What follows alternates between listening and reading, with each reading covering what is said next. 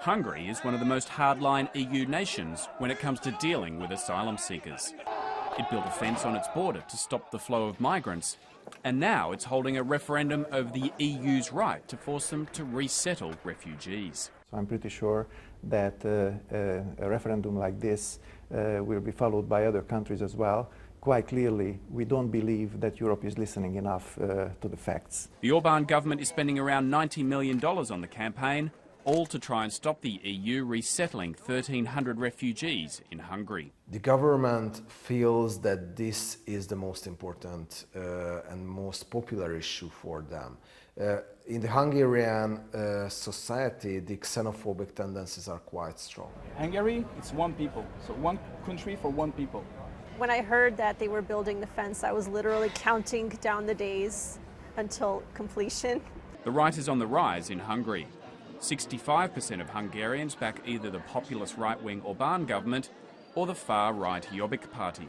Last month, by a margin of 136 votes to 5, the Hungarian parliament voted to hold this referendum. And that's got the European Union worried. The rise of nationalist right-wing parties in Europe could undermine the EU's authority. We could see more referendums on policies that certain nations don't like, and governments campaigning actively against the EU. But it's not just the EU in the firing line. Dora Kanizai runs a church-based refugee mission.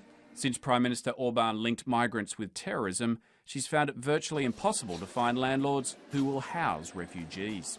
The government made it look like as all foreigners are possibly terrorists, and the average citizen just doesn't want to do anything with them, with the fear that they are bad people. This campaign is not just about rhetoric.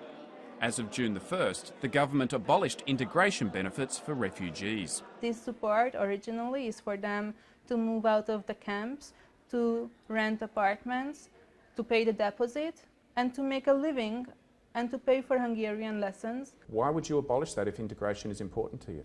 Integration is very important for us, for those people who want to integrate.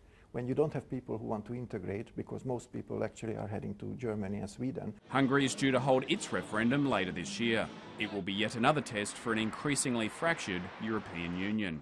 Steve Kinane, ABC News, Budapest.